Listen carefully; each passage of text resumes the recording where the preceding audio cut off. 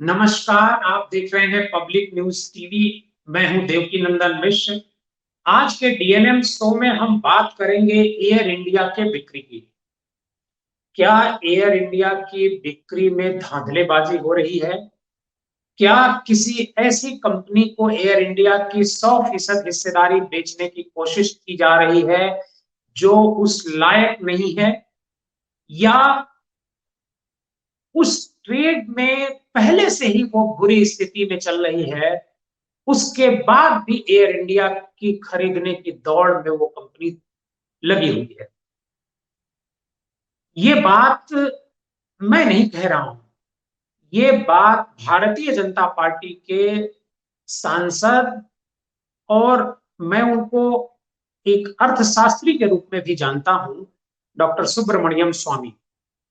Doctor Subramaniam स्वामी ने air India के विनिवेश पर बहुत सारे सवाल आज खड़े किए हैं, और उनके सवाल के साथ साथ ये जो पूरी विनिवेश प्रक्रिया है वो कटघरे में आ गई है, क्योंकि आज 15 सितंबर है। 15 सितंबर को एयर इंडिया की विनिवेश की जो बोली लगने की अंतिम तिथि है, और सुब्रमण्यम स्वामी ने डिमांड की है कि तत्काल इस बोली को रद्द किया जाए, क्योंकि जो कंपनियां इस बोली लगा रही हैं खरीदने के लिए, वो कंपनियां सक्षम नहीं हैं। वो एक तरीके से किसी और कंपनी को फायदा पहुंचाने के लिए ऐसा कर रही हैं। इस वजह से इस बोली में धांधली हो रही है। वैसे सुब्रमण्यम स्वामी तो पूरी विनिवेश प्रक्रिया पर हमेशा से सवाल उठाते रहे हैं, और उनका तो यहां तक कहना रहा है कि ये मानसिक दिवालियापन है जो इस तरह की कंपनियों को बेचा जा रहा है। ये ठीक नहीं है, चाहे किसी भी सरकार के लिए हो, या क्योंकि ये इन कंपनियों को एक सरकार ने बहुत पब्लिक के पैसे से खड़ा किया था, और आज उसे औने पौने दाम में बेचा जा रहा है। अब मैं आपको बताता हूं सिलसिलेवार कि आखिर सुब्रमण्यम स्वामी ने क्या क्या सवाल उठाए हैं। सुब्रमण्यम स्वामी ने कहा है, पहला सवाल उनका है, विनिवेश में जो एक कंपनी है स्पाइस जेट, स्पाइस जेट के लिए उन्होंने लिखा है, स्पाइस जेट के जो प्रमोटर हैं अजय सिंह, उनके बारे में लिखा है कि ये खुद वित्तीय घाटे का सामना कर रही है, वित्तीय कंपनी खुद वित्तीय मुश्किलों में है, तो ये एयर इंडिया को कैसे खरीद सकती है? आप सभी को पता है कि आज की तारीख में स्पाइस जेट की उड़ानें काफी कम हो गई हैं, क्योंकि वो कंपनी काफी कर्जे में है और वित्तीय संकट झेल रही। ये हम सब के सामने है। जो बात सुब्रमण्यम स्वामी साहब कह रहे हैं, वो बात हम सबके सामने, हम सभी जान रहे हैं कि अजय सिंह बहुत मुश्किल में गुजर रहे हैं। अब सवाल ये उठता है कि अजय सिंह ने फिर बोली क्यों लगाई एयर इंडिया को खरीदने के लिए?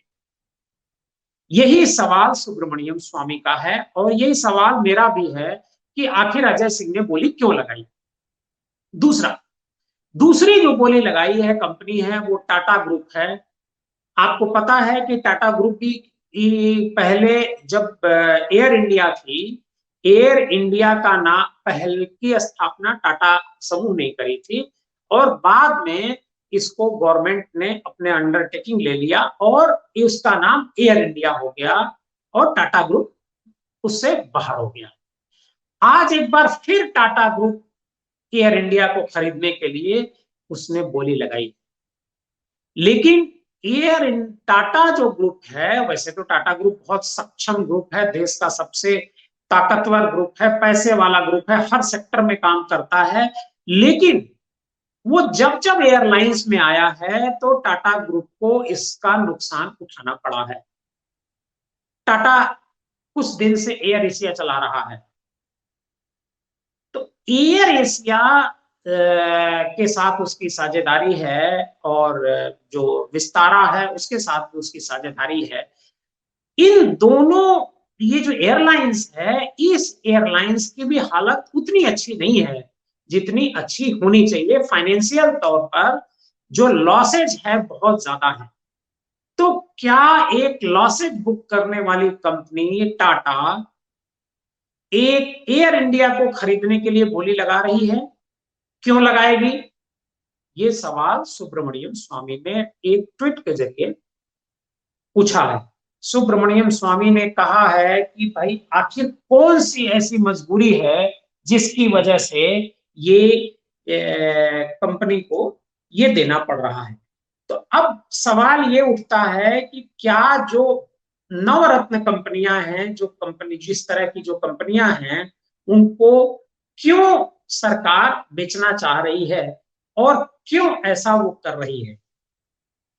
अब आपको बता दूं कि उन्होंने कहा जो सुब्रमण्यम स्वामी ने कहा है कि तत्काल इस बोली जो लगाई गई है, आज अंतिम तिथि है, बोली तिथि खत्म होने से पहले इसको तत्काल बोली को निरस्त किया जाए, रद्द किया जाए, क्योंकि ये बोली पहले से ही अवैध है। न्यूनतम आवश्यकता, उन्होंने अपने ट्वीट में लिखा है कि ये बोली पहले से ही अवैध है। न्यूनतम आवश्यकता 2 बोलीदाताओं की है और स्पाइस जेट वास्तव में एक बोलीदाता नहीं है, लिहाजा यह एक धांधली है। स्पाइस जेट के बारे में काफी लंबा उन्होंने लिखा है। यह भी लिखा है कि स्पाइस जेट बहुत बड़ी वित्तीय अनियमितता समस्या से घिरा हुआ है, वह किसी अन्य एयरलाइन को चलाने की स्थिति में नहीं है। स्वामी ने कहा कि ना ही स्पाइस जेट एयर इंडिया के साथ विलय कर सकता है। ऐसे में यह बोली फर्जी है और इसका कोई आधार नहीं है। उन्होंने जब स्पाइस जेट के बाद फिर टाटा पर भी बहुत सारे सवाल उठाए हैं कि वही एयर एशिया को लेकर के। मैं ये ट्वीट की बात बता रहा हूं, अभी तक जो मैं बता रहा था उसका सार बता रहा था।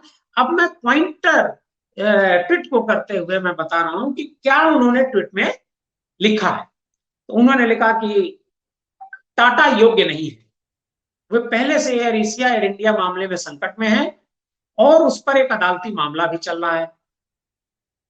उनका कहना यह है कि मैं पहले भी नागरिक उड्डयन मंत्रालय को इसके बारे में बता चुका हूं, लेकिन लगता है मंत्रालय ने मेरे पत्र का संज्ञान नहीं लिया है।